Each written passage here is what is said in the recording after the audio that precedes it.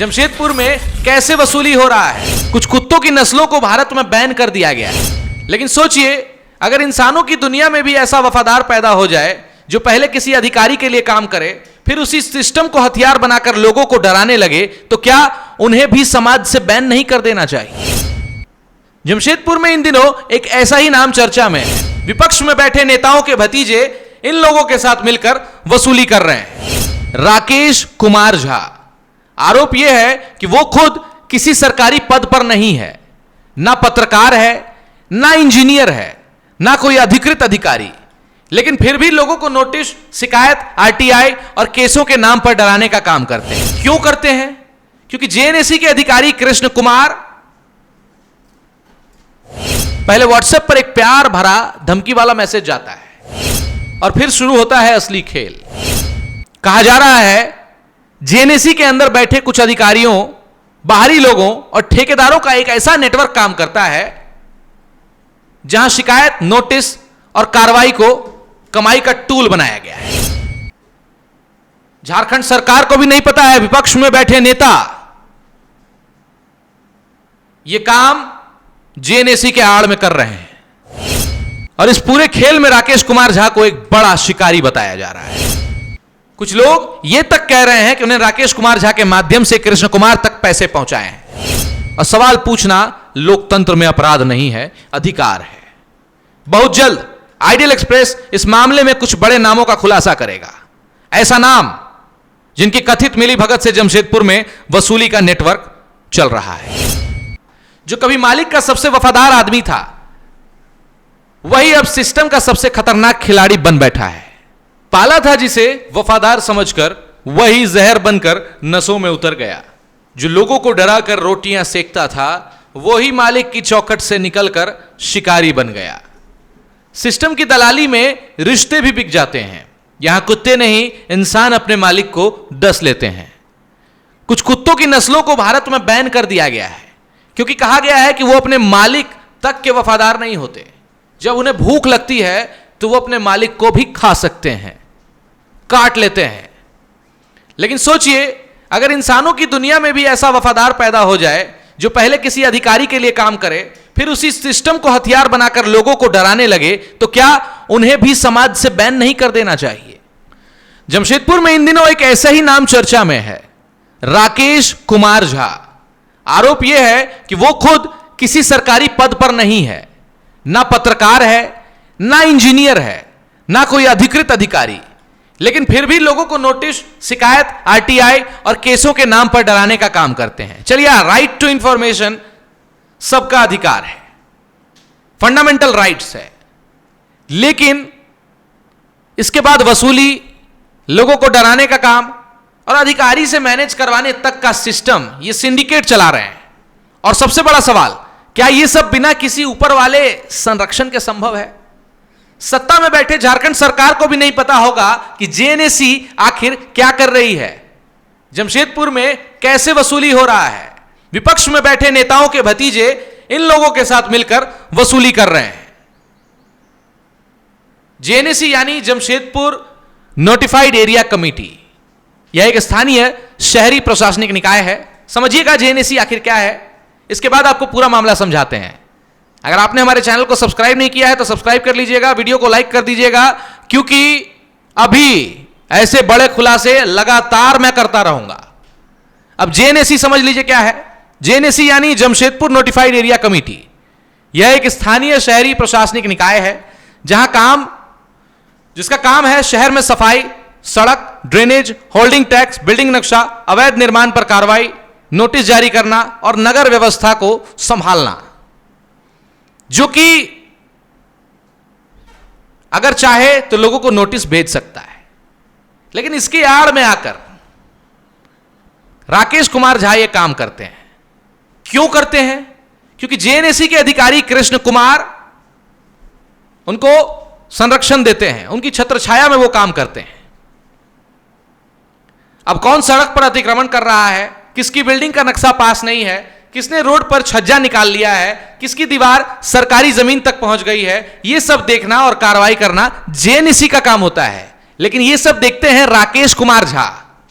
जी हां, कृष्ण कुमार के वफादार, या ये समझ लीजिए कृष्ण कुमार के वसूली पार्टनर, क्योंकि कृष्ण कुमार एक अधिकारी हैं और कृष्ण कुमार अधिकारी रहते हुए लोगों से पैसा डिमांड नहीं कर सकते, मांग नहीं सकते हैं। और ऐसे भ्रष्ट अधिकारी जितने होते हैं वो अपने साथ एक प्यादा रखते हैं जो लोगों के पास जाता है, उनसे डील करता है, मैटर समझता है, मैटर समझाता है, लेन देन की बात होती है, काम खत्म। अब आरोप यह है कि इसी सिस्टम में कुछ लोगों ने इसको कमाई का जरिया बना दिया है, क्योंकि कई सारी अवैध बिल्डिंगें हैं, कई लोगों के छज्जे रोड पर निकल रहे हैं, जेएनएसी इन पर ध्यान नहीं दे रही है क्योंकि वो सब मैनेज है। लेकिन राकेश कुमार द्वारा किया गया केस हाईकोर्ट में भी है। एक तरफ कुछ बिल्डिंगें हैं जो मैनेज है, जो चल रही हैं, एक तरफ कुछ ऐसी बिल्डिंगें हैं जिनके ऊपर केस कर दिया गया अवैध निर्माण के नाम पर। क्यों किया गया है पता है? आरोप यह है कि राकेश कुमार झा के साथ डील पूरी नहीं हो पाई। उन्होंने जितना मुंह खोला कृष्ण कुमार का नाम लेकर, वो बिल्डिंग वाले देने को राजी नहीं हुए। बस हो गया पीआईएल केस, लड़ते रहिए मुकदमा। लेकिन राकेश कुमार झा आखिर कुछ नहीं है। आज मैं यहां सवाल करने के लिए बैठा हूं क्योंकि हम लोकतंत्र के चौथे स्तंभ हैं। मैं पत्रकार हूं। क्या राकेश कुमार झा एक पत्रकार है? क्या वो इंजीनियर है? क्या वो सरकारी अधिकारी है? अब लोगों का दावा है कि जेएनएसी अधिकारी कृष्ण कुमार के साथ मिलकर यह पूरा मैनेजमेंट सिस्टम चलाया गया है, जहां अवैध निर्माण, नक्शा पास, नोटिस रोकना, कार्रवाई धीमी करना, इन सब का खेल सेटिंग से चलता है। मोड्स ऑपरेंडी क्या बताता है? समझिए क्या बताया जा रहा है। ऑपरेशन कैसे होता है? पहले व्हाट्सएप पर एक प्यार भरा धमकी वाला मैसेज जाता है, जो राकेश कुमार झा करते हैं, कृष्ण कुमार नहीं करते। भाषा बहुत सभ्य होती है, लेकिन संदेश साफ होता है। आपकी बिल्डिंग पर शिकायत हुई है, ऊपर तक मामला जा सकता है, अगर बात करनी है तो संपर्क करें। और फिर शुरू होता है असली खेल। लोग संपर्क करते हैं, बैठक होती है, फिर कहा जाता है मैनेज हो जाएगा, सर से बात हो जाएगी, लेकिन खर्चा लगेगा। लेकिन अब सर से थोड़ी अनबन चल रही है। हो सकता है ये ऊपर दिखाने के लिए हो, सर यानी कृष्ण कुमार, क्योंकि JNAC versus Rakesh Kumar Jha court में चल रहा है। देखिए गूगल पर जब आप डालेंगे राकेश कुमार झा वर्सेस जेएनएसी, ये तमाम मुकदमे खुलकर सामने आ जाते हैं। ये सारी खबरें हैं। आरोप यह भी है कि जिन लोगों ने सेटिंग कर ली है उनकी बिल्डिंग खड़ी रही है, और जिनकी डील फाइनल नहीं हुई है उन पर केस, नोटिस, पीआईएल शुरू हो गया है। झारखंड हाईकोर्ट में चल रहे कई मामलों में राकेश कुमार झा का नाम सामने आता है। पीआईएल नंबर 2078 जैसे कई केस जिनका जिक्र लोग कर रहे हैं। लेकिन बड़ा सवाल वही है, क्या यह लड़ाई सच में अवैध निर्माण के खिलाफ थी, या फिर सिर्फ उन लोगों के खिलाफ जिन्होंने पैसा नहीं दिया? सूत्रों के हवाले से यह भी जानकारी सामने आ रही है, इस पूरे खेल में कुछ स्थानीय नेता, विपक्ष के नेता, उन नेताओं के भतीजे और स्थानीय ठेकेदारों की भूमिका भी हो सकती है।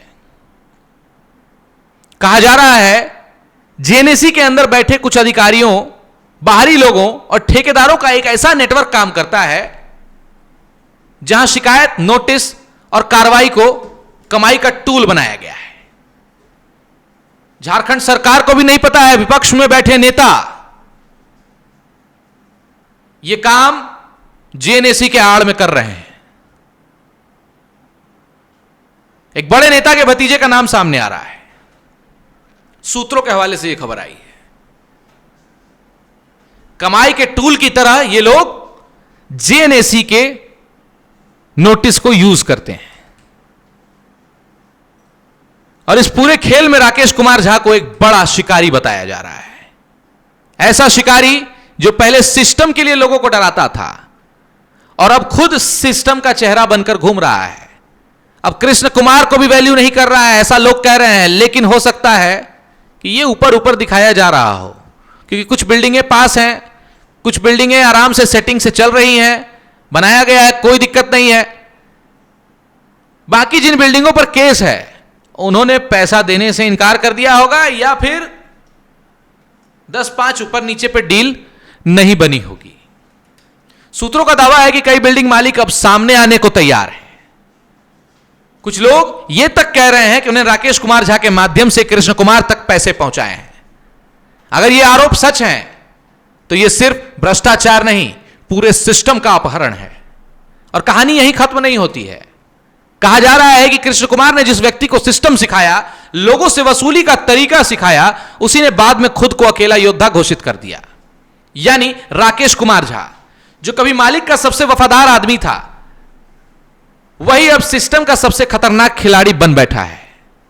हो सकता है, मैंने पहले भी बताया, आज जो लड़ाई दिखाई जा रही है वो सिर्फ दिखावा हो सकता है यह आपसी हिस्सेदारी हो, या आपस में हिस्सेदारी टूटने का नतीजा हो सकता है रकम पर सहमति नहीं बनी हो, और यह भी हो सकता है जिस पालतू वफादार से लोग डराए जाते थे वो अचानक सांप बन गया हो। लेकिन इन सब आरोपों के बीच सबसे जरूरी सवाल जनता का है। जनता जानना चाहती है, झारखंड की, जमशेदपुर की जनता जानना चाहती है कि अगर कोई व्यक्ति सरकारी पद पर नहीं है, ना कोई पत्रकार है, ना कोई इंजीनियर है, तो उसे आखिर किस अधिकार से लोगों को यह मैसेज भेजने की ताकत मिल रही है और सवाल करने की इजाजत दी जा रही है। एक पत्रकार सवाल कर सकता है, राकेश कुमार झा कोई पत्रकार भी नहीं है, ना कोई सिविल इंजीनियर है जिन्हें पूरा ज्ञान है। सिविल इंजीनियर होते भी तो उस विभाग में होने चाहिए थे। क्यों ऐसा क्यों किया जा रहा है? क्यों कार्रवाई सिर्फ चुनिंदा लोगों पर होती है? क्यों कुछ निर्माण बच जाते हैं और कुछ पर बुलडोजर की तलवार लटकती है? क्यों हर जगह मैनेजमेंट शब्द सुनाई देता है कि मैनेज हो जाएगा भैया? यह वीडियो फिलहाल किसी को दोषी साबित नहीं कर रहा है, न घोषित कर रहा है, लेकिन सवाल जरूर पूछता है। और सवाल पूछना लोकतंत्र में अपराध नहीं है, अधिकार है। बहुत जल्द आइडियल एक्सप्रेस इस मामले में कुछ बड़े नामों का खुलासा करेगा। ऐसा नाम जिनकी कथित मिलीभगत से जमशेदपुर में वसूली का नेटवर्क चल रहा है। पार्ट 2 का इंतजार करिए, क्योंकि अगली कड़ी में हम कई बड़े चेहरे को और बड़े कनेक्शन को रिवील करने जा रहे हैं, खुलासा करने जा रहे हैं। आपके सामने रखे जाएंगे वो सारे नाम। बने रहिएगा आइडियल एक्सप्रेस के साथ, देखते रहिए आइडियल एक्सप्रेस न्यूज। धन्यवाद।